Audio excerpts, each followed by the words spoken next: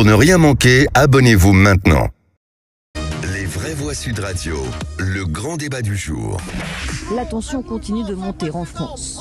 Nous irons, avec d'autres groupes, déposer des motions de censure. Il y en aura donc 2, examinées lundi par l'Assemblée. L'une transpartisane du groupe indépendant Lyotte et l'autre de l'extrême droite, le Rassemblement national. Il s'agit d'être utile à notre pays en votant contre cette réforme des retraites injuste et inefficace. Co-signée par les députés de la NUP, la motion Lyotte a davantage de chances d'être votée par des élus de droite défavorables à la réforme des retraites. Je regrette que mes collègues de LR ne soient pas signataires, mais j'espère qu'ils seront nombreux à la voter. C'est pas parce qu'on est contre le texte qu'on considère qu'il faut censurer le gouvernement. La responsabilité que nous avons en tant que députés, ça n'est pas d'ajouter du bazar au bordel.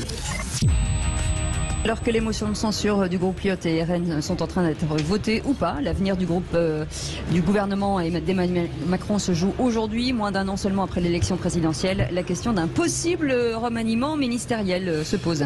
Oui, et surtout après les semaines de débats houleux sur les retraites, on l'a vu à l'Assemblée nationale, mais même au Sénat, où c'était quand même un peu tendu.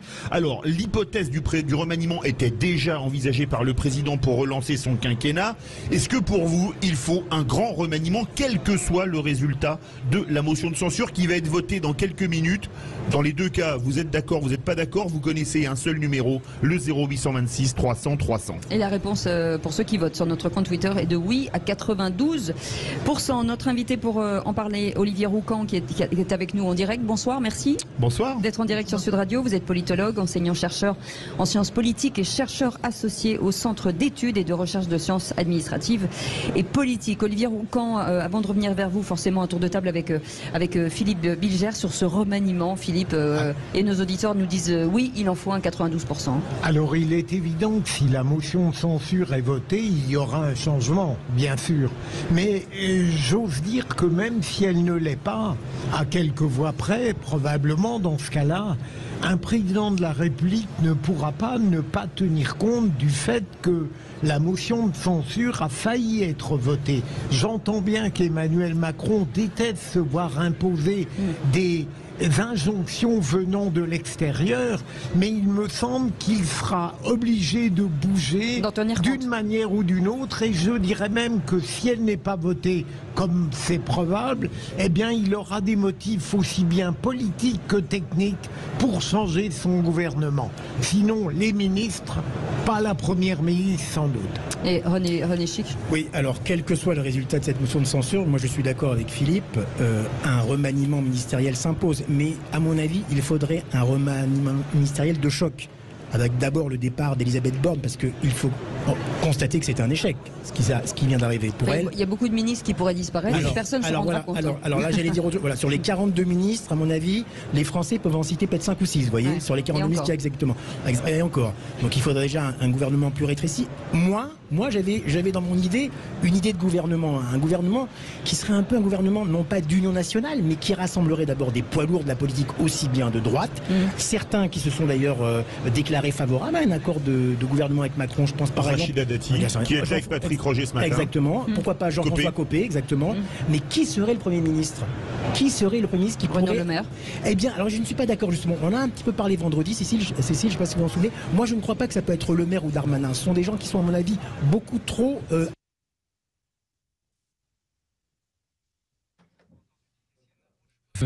Même si on l'apprécie ou pas, à mon avis, celui qui pourrait être le Premier ministre, parce qu'il sait, même s'il est très pro-Macron, il s'est quand même un petit peu déclaré, parfois un petit peu opposé. Allez, balancez le nom. Et ben, je dirais François Bayrou, qui est un poids lourd politique. Enfin, qui a un problème de mise en examen, c'est un peu gênant. Il a dû démissionner pour un coup de mise en examen.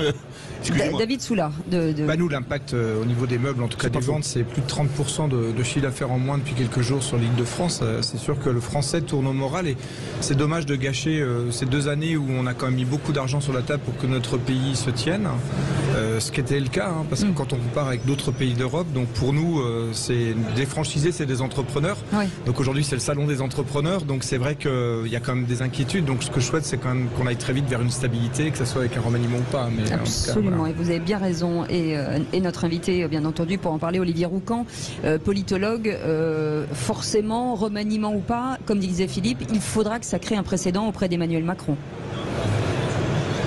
Oui, dans tous les cas, la situation est difficile, c'est le moins qu'on puisse dire, parce qu'il faut justifier d'un remaniement par une nouvelle alliance qui permette d'avoir des majorités, parce que c'est ça le fond de l'affaire. Or, à part l'intégration d'un tiers ou plus des Républicains, je ne vois pas comment le socle majoritaire pourrait s'élargir.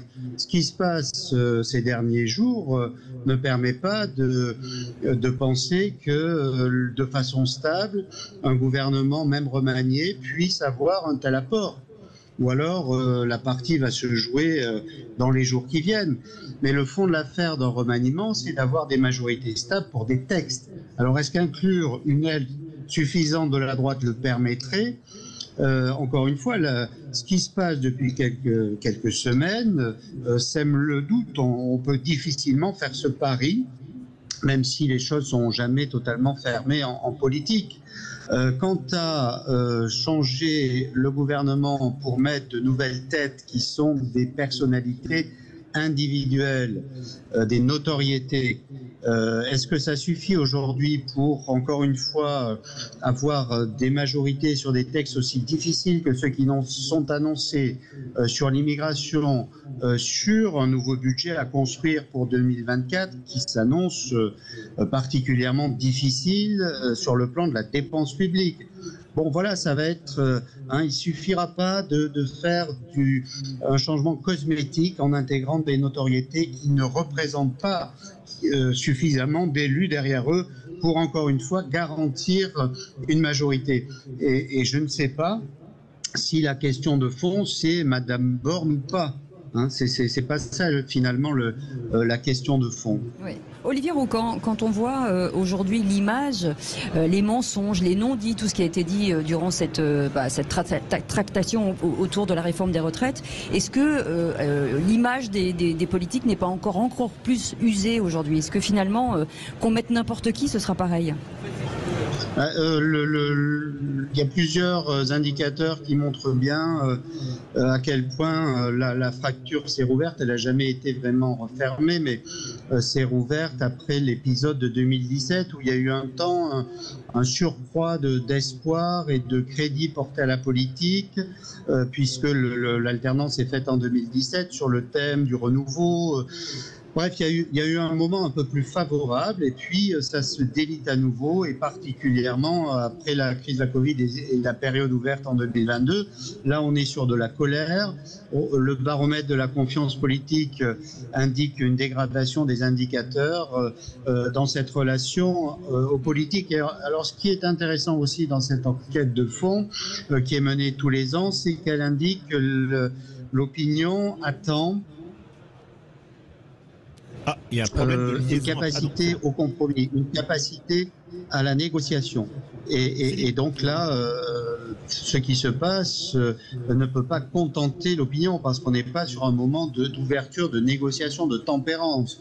On est vraiment sur le 49.3, une sorte de mise en scène d'une autorité, alors qu'on voit que ça ne correspond plus du tout aux attentes, contrairement d'ailleurs à la séquence 2017 où il y avait une demande quelque part d'un présidentialisme un peu vertical. Là, c'est pas du tout ce qui est attendu depuis 2022. Or, c'est ce qui apparaît. Et donc, ça augmente, en effet, je dirais, l'incompréhension entre le citoyen ordinaire et le pouvoir. Olivier Roucan, est-ce que vous pourriez nous donner votre avis sur les derniers événements? Est-ce qu'au fond, il n'aurait pas été intelligent et courageux à la fois de la part du président d'aller jusqu'au vote? Et au fond, là, nous aurions eu vraiment l'issue d'un cheminement démocratique. Est-ce que là, il n'a pas commis une erreur? Parce que, imaginons Roger, eh bien, il aurait pu sortir par le haut d'un projet en disant que le Parlement n'en voulait pas. Est-ce qu'il n'a pas commis une erreur, à votre avis? Je pense, si vous voulez, que l'erreur de base, c'est de ne pas avoir dit aux Français clairement les raisons de cette réforme, qui sont pourtant des raisons entendables, c'est-à-dire qu'il y a la volonté de faire des économies et dans une perspective de désendettement du pays.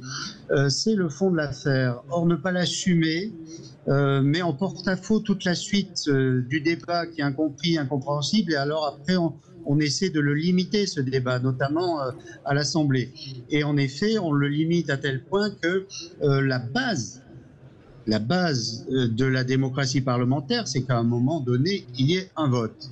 Et donc là, il n'y en a pas eu, il n'y en aura pas. Et dans une séquence où en rafale ont été utilisés les outils de ce qu'on appelle le rationalisme parlementarisé, c'est-à-dire le fait qu'on met les députés et les sénateurs sous contrainte, pour couronner le tout, on utilise le 49.3, c'est la goutte d'eau qui fait déborder le vase, qui accroît l'incompréhension, tant et si bien qu'aujourd'hui, ce moyen constitutionnel, légal, et qui a pu par le passé être considéré par l'opinion comme étant légitime, on sait aujourd'hui qu'il est devenu un motif de rejet auprès de l'opinion publique sur la pratique du pouvoir. C'est-à-dire que toute une partie de l'opinion, quand elle entend aujourd'hui 49.3, dit c'est pas démocratique. René Chiche veut réagir. Oui, j'aurais juste une question très courte à vous poser qui amènera peut-être une réponse peut-être aussi courte.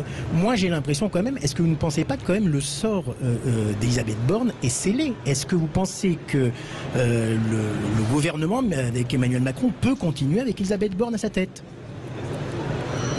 Ce sera difficile pour ce gouvernement, après ce que nous venons de vivre, de retrouver une dynamique. Donc oui, il y a une usure prématurée de ce gouvernement et peut-être sans doute de cette première ministre, mais lui a-t-on donné véritablement sa chance, puisque là, elle a été obligée par une réforme qui n'est pas sa marque, en fait. C'est pas Elisabeth Borne qui veut foncièrement passer à 64 ans et faire cette réforme. Donc, c'est une interrogation sur aussi le président et l'idée qu'il a eue en la nommant. Parce que si c'est pour l'user aussi vite, on se demande à quoi ça sert. Oui. Allez, 0826 300 300, Romain qui est avec nous des Yvelines. Romain, vous vouliez réagir? Romain, vous nous entendez? Vous êtes passé sous un tunnel, Romain. Romain, vous êtes avec nous? Je vais poser une question à Olivier Roucan.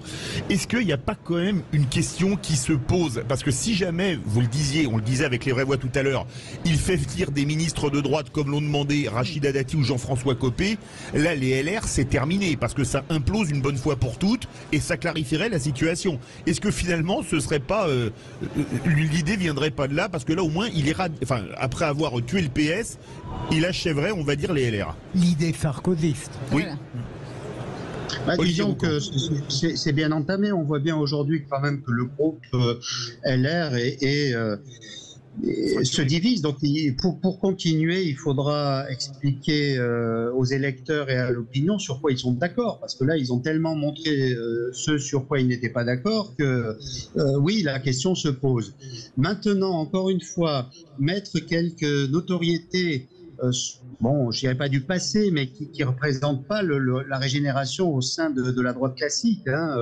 Copé, Dati, bon, faire monter ces notoriétés au gouvernement, il n'est pas du tout dit que ça entraîne le groupe LR actuel. Donc, est-ce que ça permettra à des majorités de vivre sur des textes? Rien ne le dit.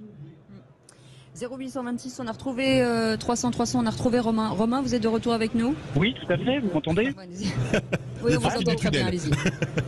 Allô, vous m'entendez? Oui, on vous écoute. Oui, ouais, non, moi je voulais réagir dans le sens où, en tant que citoyen français, effectivement, je pense qu'il y a dans la grande majorité de la population, et on le voit sur les sondages que vous passez, etc., il y a une fracture claire et nette dans la confiance envers la politique. Il y a beaucoup de ruptures.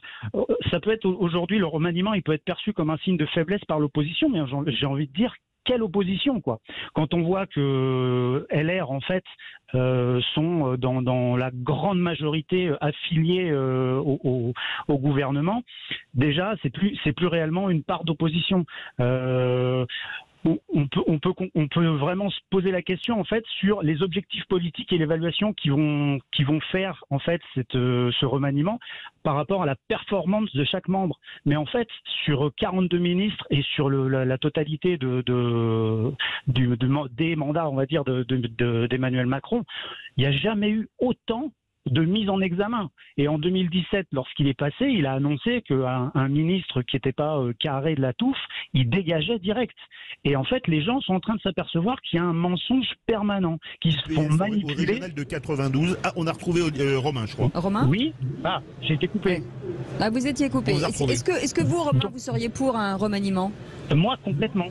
Je ne sais pas si vous aviez entendu, j'étais dans mon médiatrice, mais en fait, il y a, comme le disait tout à l'heure Philippe, le président est un président qui déteste les injonctions extérieures. C'est peut-être une preuve un peu d'autoritarisme d'ailleurs, mais quand on veut un gouvernement pour une majorité, un gouvernement de coopération, mais il y a déjà un problème dans l'opposition. Il y a LR est affilié en fait à la Macronie. Ils ont des objectifs. Le gouvernement Macron a des objectifs politiques et une évaluation qui est bien spécifique à lui-même. Depuis la prise de ses mandats en 2017, Emmanuel Macron a annoncé qu'un membre du gouvernement qui n'était pas exemplaire devait partir. On n'a jamais eu autant de mise en examen, etc. Alors il y a la présomption d'innocence. Ok. C'est la saison qui veut ça. C'est une fracture, ouais, peut-être c'est le printemps, ça fleurit. Il y a une fracture complète dans la confiance du peuple envers les politiques. Et là, ça s'est transformé en colère avec cette preuve d'autoritarisme du président, où en fait le peuple s'aperçoit que ses revendications propres, le pouvoir d'achat, la santé, la souveraineté énergétique, l'immigration, la sécurité, la défense, tout ça en fait c'est mis de côté complètement. Et on vient passer des trucs de réforme où les commissions sont en train de dire ok, il va avoir un certain déficit sur un moment, mais dans tous les schémas, oui. Romain, vous restez avec nous parce qu'on doit absolument partir en pub. Ça tombe bien, vous restez avec nous parce que dans un instant, vous allez choisir contre qui vous allez pouvoir jouer. Merci beaucoup, Olivier Roucan. Je ne sais pas s'il nous entend, politologue, enseignant, chercheur en sciences politiques et chercheur associé au CERSA, le Centre d'études et de recherche de sciences administratives et politiques. Vous restez avec nous dans un instant. C'est le quiz de l'actu. À tout de suite.